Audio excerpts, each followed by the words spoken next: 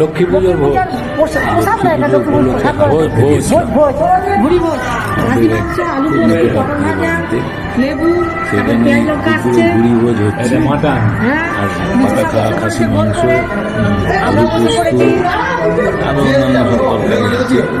সব দামি দামি সব দিয়ে বসে অ্যাকচুয়ালি আমার মেয়েদের সবার পাপড় কেমন বুড়ি চাটনি পাপড়।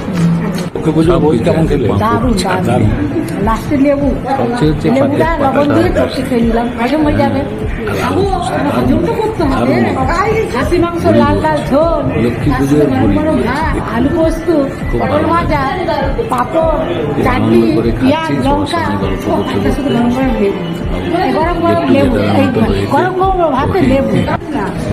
আমাদের রূপালী লক্ষ্মী পুজো ভোজ বসে গেছে সবাই।